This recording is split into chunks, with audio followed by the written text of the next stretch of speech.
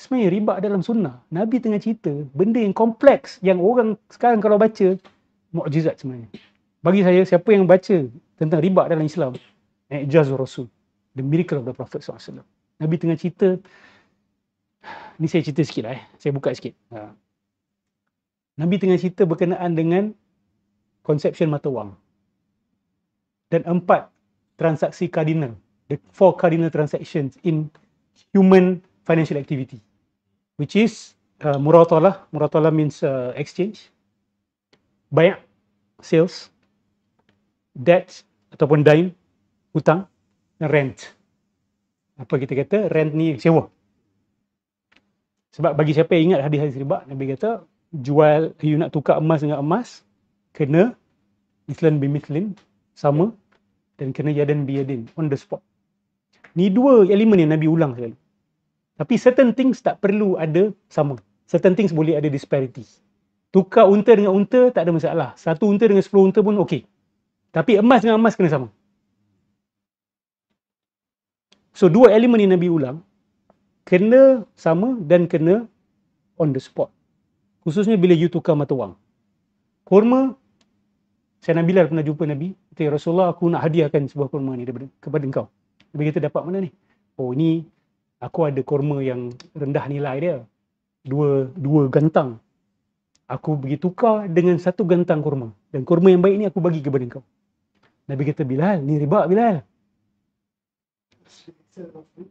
Bilal tak tahu. Bilal tak tahu. Dan saya kalau tanya orang sekarang, orang terkejut, apa yang ribanya kat situ? So Bilal tanya, "Ya Rasulullah, so macam mana nak buat?" Ambil 2 gantang tu, pergi jual, dapat currency, dapat duit, beli kurma yang baru. Orang yang tak faham akan tanya, why? Kan lebih senang tukar terus. Sebab kurma was used as money also. There cannot be a transaction of money with disparity. Kurma pernah ada. Bila tak ada emas dengan perak, orang guna kurma sebagai duit. Orang guna garam, orang guna gula. Saya tak tahu di tanah Melayu ni orang guna beras sebagai mata wang ke tak? Pernah tak? Untuk jual beli barang pakai pakai beras, saya tak pasti. Kalau digunakan, yes. Tapi sekarang ni tidak lagi digunakan sebagai mata wang. Contoh macam yang ada shelf pula, patut boleh jadi Betul lah, betul. Currency. Betul. And then bila ekonomi bersetuju, bolehlah guna benda tu kan. Ada shelf life. Sebab tu unta tak boleh jadi mata wang. Dah lah dia susah nak gerak kan. Lepas tu dia boleh meninggal. Kan? Dia boleh sakit dan sebagainya. Sebab tu bila tukar unta dengan unta boleh pula Nabi kasih. Sahabat buat pula berbeza. Tapi kalau tukar emas dengan emas tak boleh. Tapi perak dengan emas boleh. Boleh ada beza weight, tapi kena on the spot. So 2 elemen utama dalam transaksi 4 cardinal ni, cardinal transaction ni adalah the element of time and the element of disparity. Dan kalau awak tengok 4 cardinal transaction yang manusia buat ni, semuanya bermain dengan 2 elemen ni saja. Exchange sebenarnya apa? You are exchanging 2 things of the same genus without delay. Itu dipanggil sebagai exchange. So kalau awak kata saya nak tukar, maksudnya awak tukar 2 barang yang sama jenis. Itu hakikat maksud dia. Dia panggil muratalah. 2 barang yang sama jenis on the spot. Kalau dia kata saya nak tukar sekarang, tapi saya bagi awak besok, awak kena tukar nama akad tu, dah ada elemen hutang di dalam dia. It's very important sebab Islamic Bank ini bermain-main dengan benda ni. So Nabi dah lock the door dah sebenarnya, kalau kita faham. Sekejap Okey, itu muratalah, exchange. Kemudian jual beli pula. Jual beli, you tukar 2 barang yang berlainan jenis. On the spot. Betul.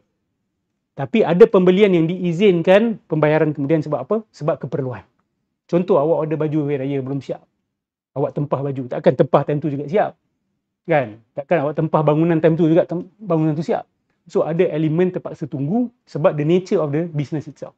Tapi kalau disebut sales, dia adalah you exchange 2 perkara yang beza jenis tapi on the spot. Itu yang dipanggil sebagai jual beli. Hutang apa? You tukar 2 perkara yang sama jenis dengan delay, penangguhan.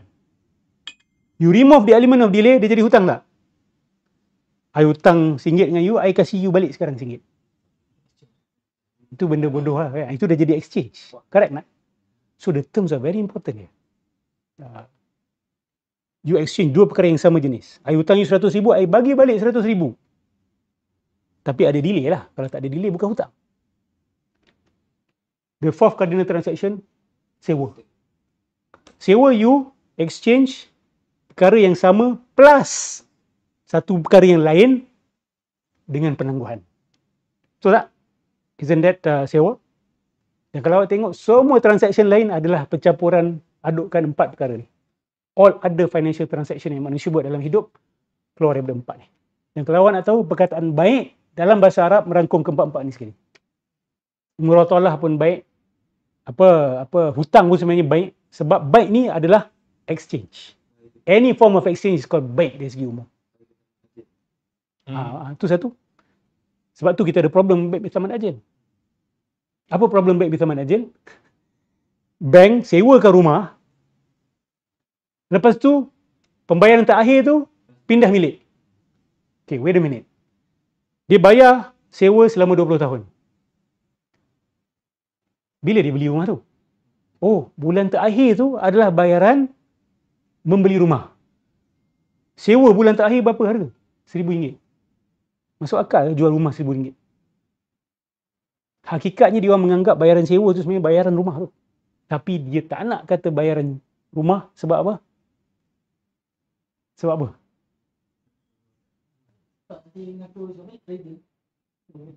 Bukan tu saja. Dia tak nak kata bahawa rumah ini apa dia? Milik bank.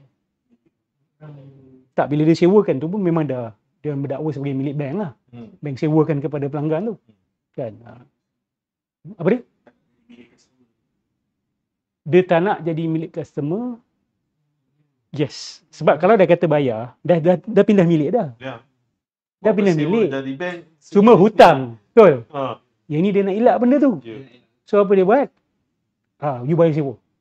Hakikatnya dia nak jual je rumah tu. Pembayaran sewa tu adalah pembayaran ansuran bulanan.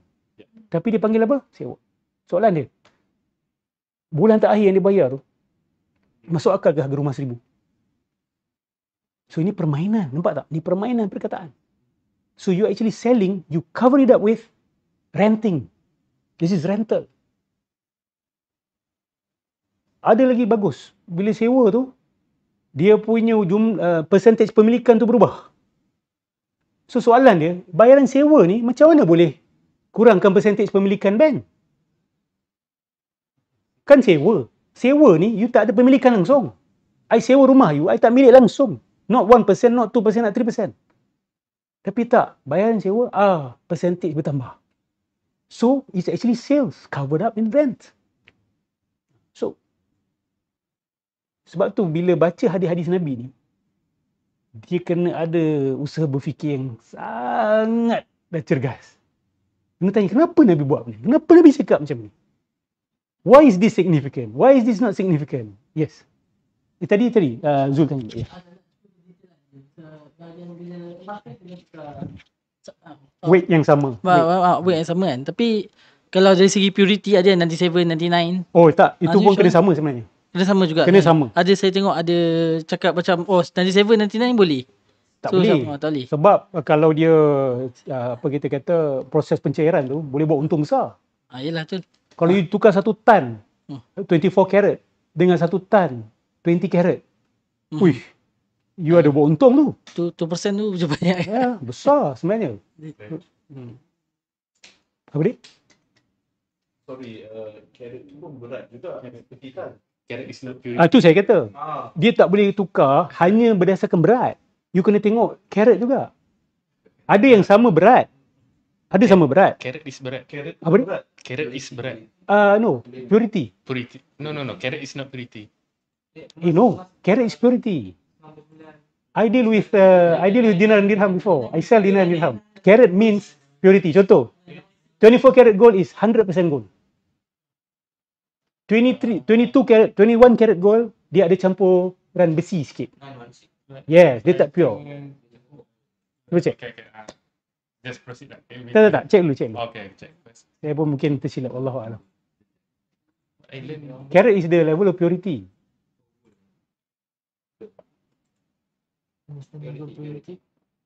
Oh tak, maksudnya carrot ada dua maksud. There is the weight of a carrot, Okay. tetapi the purity is in reference to 24 being pure. So how many out of 24? Betul lah. So dari segi purity, it cannot exceed 24 because it's X So carrot. 24 is 100% gold, right? Yeah, so Yeah. it's how many carrot over 24 carrot? Yeah, It's yeah, actually a ratio. Okay. Okay. Let's put it as purity lah. Purity, Kita remove the word carrot. Faham. So bukan tengok dari segi weight saja. You kena tengok purity juga. Katalah 50% purity gold saja. Nak tukar dengan 100%. Tak boleh dari segi weight. Tak boleh. Kan? Sebab 24 karat gold dia lembut. You boleh bengkok kan. Tapi kalau 20 karat ke apa dia keras. Sebab tu diorang terpaksa campurkan sikit dengan besi untuk jadi mata wang.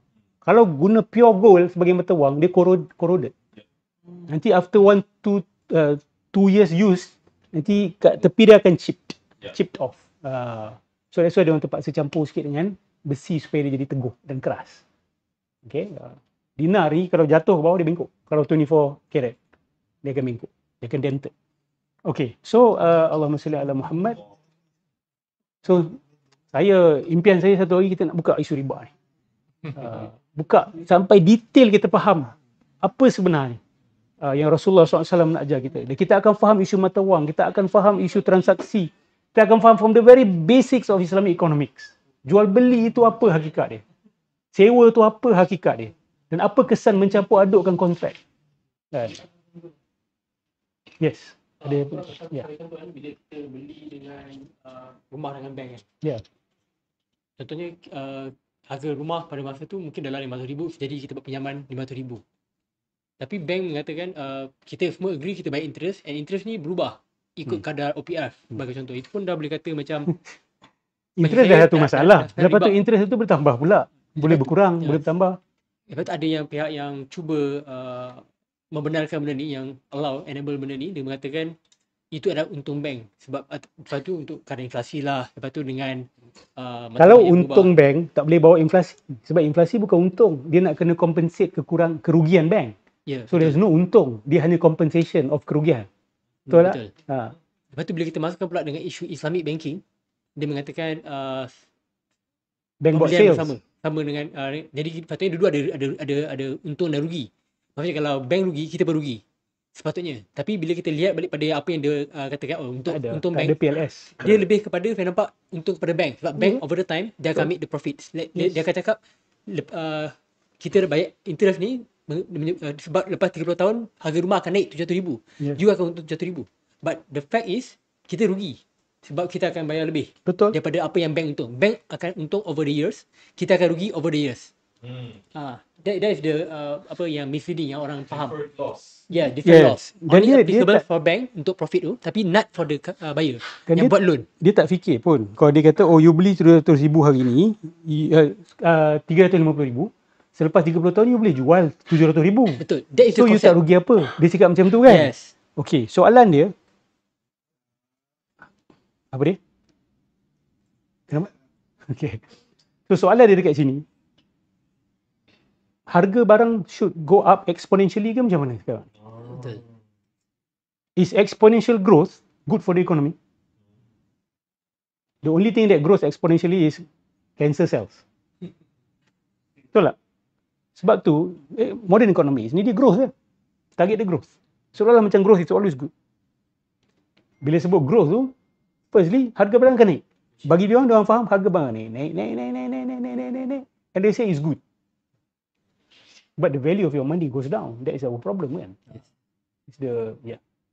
Jadi pada saya, kalau kita buat Islamic banking tu sendiri, sepatutnya harga rumah yang di-agreed pada masa ketika tu, sepatutnya dia retain sampai bila pun. Maksudnya, bank already make a profit bila kita nyatakan this is the interest rate for the 35 years. Katalah benda tu sama until 35 years. I think that should be fair enough for the bank. Sebab profit tu tak berubah dan untung rugi pun sama. Problem dia adalah apabila inflation berlaku, dan of course bank rugi. Kan? Kalau kita bayar the same amount, bank akan rugi. So itu soalan dia. Tapi bank jangan lupa, you are also responsible in creation of money. You boleh complain sebab inflation, but wait a minute, siapa yang juga ada tangan dalam the money supply? It's the private banks. Kan? You yang juga involved dalam menambahkan supply of money. Dan bila supply of money bertambah, harga duit tu jatuh. So, you guna tu sebagai alasan untuk charge interest. Dia bagi hutang kat corporate ataupun dana property ke, actually they don't create that money out of nothing. So Ni yang ramai orang tak tahu dan tak nak tahu kan. Sebab terlalu preposterous. Kan? Ini tak pernah berlaku dalam sejarah manusia. Okey, tak apa. Kita batal balik. Allahumma salli ala Sayyidina Muhammad. Silakan. Ada soalan ni? Apologies Ustaz, carat when referring to weight atau mass adalah biasanya digunakan for gemstone dan bukan gold. So carat purity, kan? for gold it's in reference to purity. Thank you.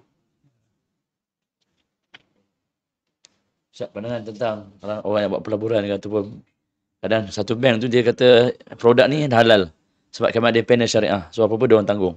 Ya. So adakah kita boleh berpegang macam tu?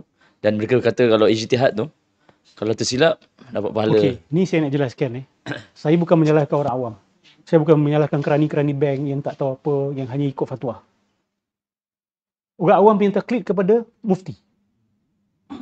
Bila saya buat macam ni adalah kesedaran kepada masyarakat. Supaya boleh tanya kepada mufti, boleh bertanya kepada ulama-ulama kita. At least minta mereka reconsider. Tahu tak apa yang Dr. Fahmi tadi kata? Dr. Fahmi kata, penubuhan Islamic banks adalah berasaskan fatwa-fatwa yang immature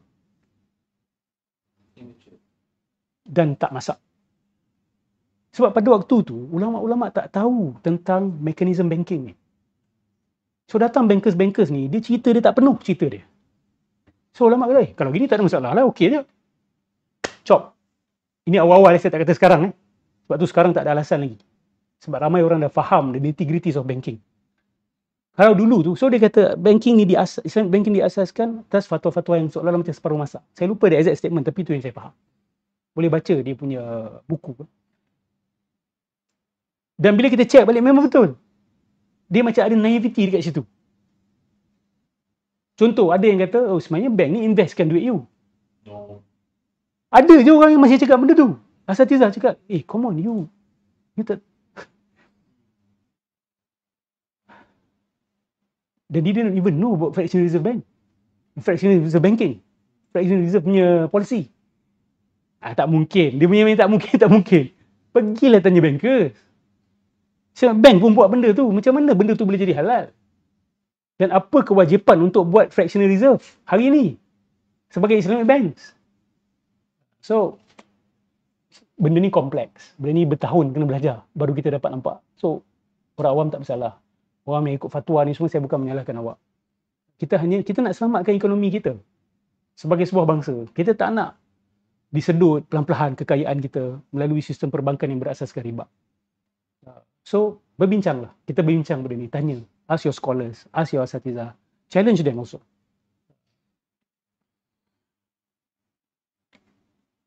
Saya baru-baru ni ditanya, Ustaz, apa masalah dia Ustaz? Murabahah ni kita beli, lepas tu kita jual. Kita jual kepada pelanggan. Kita nak charge berapa harga pun boleh, tak ada masalah. Soalan ulangan saya mudah sahaja. Saya dah tanya benda ni berkali dan saya nak dengar jawapan daripada Islamic bankers. Hypothetically, kalau semua bank riba dalam dunia ni ubah kontrak mereka kepada murabahah dan tawarruk, what will change? Dari segi keburukan ekonomi moden ni, apa yang akan berubah? Chase Manhattan tukar dia punya akad daripada interest kepada kita sekarang buat murabahah, kita buat tawarruk. POSB Singapore, DBS Singapore, Maybank Malaysia, semua tukar akad.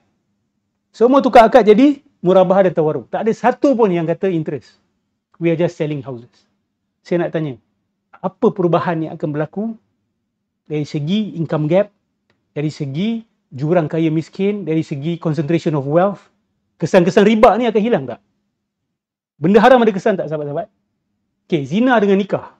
Kata semua orang berhenti zina, semua orang bernikah. Akan berubah tak dunia? Pasti akan ada. Kalau you kata, tak, zina punya kesan macam ni, nikah punya kesan pun sama juga. That means sebenarnya bukan nikah yang berlaku. Check, something is wrong. Dia bukan nikah, dia sebenarnya buat pelacuran ataupun dia buat mut'ah. Dia buat nikah mut'ah. Cek ke sebuah negara, kenapa banyak anak luar nikah? Kenapa banyak anak-anak yang terbiar? Mesti ada masalah pada institusi pernikahan tu. Mesti ada nikah yang tak dibuat dengan betul. Ataupun ada, katalah ya. Saya bukan nak kata tentang negara Malaysia. Sebab you all masih alhamdulillah terjaga. Kita masih terjaga. Sebab kita ada institusi pernikahan. Kalau semua yang berzina berhenti dan bernikah, insya-Allah you akan nampak perubahan. Pasti. Tapi kalau semua berhenti, menamakan bank mereka bank riba, tukar nama kepada murabahah dan tawarruk sahaja, apa yang akan berubah kepada ekonomi dunia ni? Creation of money akan berhenti tak? Tak. Jurang kaya miskin akan semakin merapat? Tak. Concentration of wealth akan turun balik kepada orang miskin? Tak. Dia akan makin concentrated kepada orang kaya. Orang kaya hanya akan park money dalam Islamic banks untuk ditawarukkan dan murabahahkan with zero risk. Confirmed keuntungan. So mana mungkin akad yang halal dengan akad yang haram membawa kesan yang exactly the same. That means akad yang halal ni sebenarnya bertopeng, menyembunyikan hakikat dia yang sebenarnya ugly. Simple je. Soalan itu saya tanya dan saya harap Islamic bankers boleh respon kepada soalan ni. Ni hypothetical. Don't come to me and say, alah, takkan berlaku. Tak. Kalau berlaku dalam sebuah negara saja. Sebuah kampung atau sebuah kota, semua bank dia berhenti tukar akad. What will change? Tell me what will change. Nothing will change. That means riba is still there. Okay?